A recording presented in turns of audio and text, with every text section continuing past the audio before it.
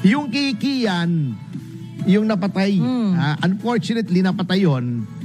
Kasi nga, well, talagang nangyayari, hindi ko ginadustify, masama yung nangyari kay Kian. At yun namang may kagagawa ng pagpaslang sa kanya, ay nakakulong na, pinarusahan na ng batas. Hayaan na natin, naka-appeal na. Oo, yan ang sinasabi ko. Yung mga nagkakasala naman ay, pinaparusahan naman ng batas. Kinuha niya yung isang witness, kapatid ba yun, kung natatandaan ko, na hindi naman pinagpahintulutan ng tatay menor de edad.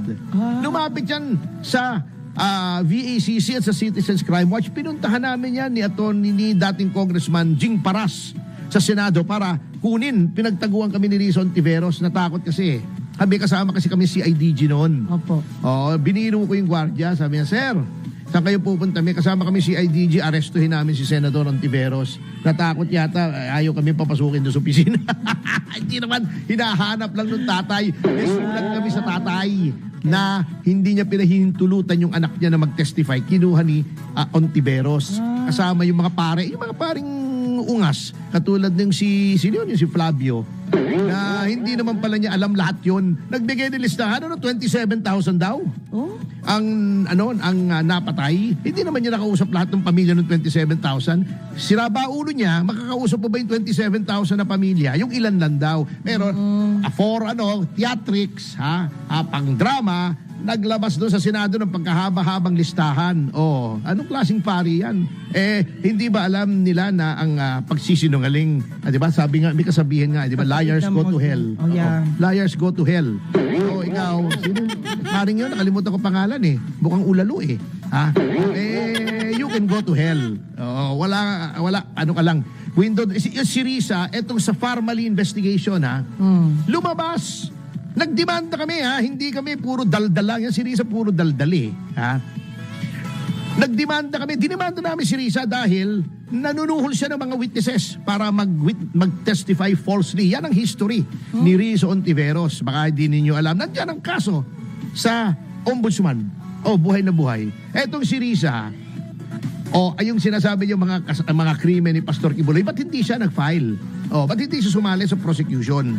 Bakit? May kaso na. Di ba noon sabi niya, dapat filean yan, dapat humarap si Pastor doon. May kaso na sa korte. Bakit sa Senado mo paharapin? Para lang pahiya.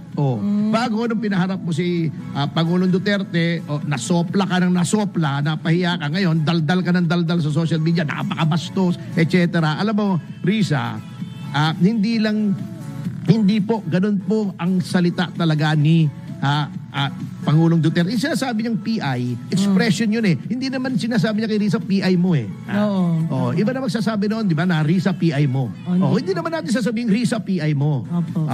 Wag natin sabihin PI mo si Risa. Wag natin mumurahin si Risa. Wag sasabihin PI, bastos yun Yung PI, expression yun. Di ba mas bastos, Risa, nasasabihin mo si Alice Guo Chinese spy, wala ka namang pruweba. Sasabihin mo, corrupt yung tao, wala ka namang pruweba. Papahiya mo si Pastor Kibuloy, may kaso na sa korte.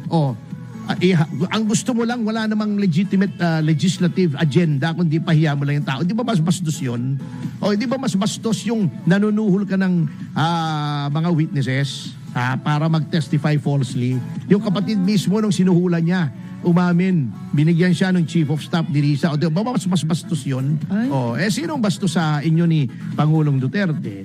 Aminin mo na kasi, Risa, talo ka dyan. Napahiya ka. Kasi puro sopla inabot mo, hindi ka umubra. Bastos siya, di ba yung sinasabi niya, tinatanong niya si Harry Roque, doon nagsasalita, i-interrupt niya. Yun ang bastos.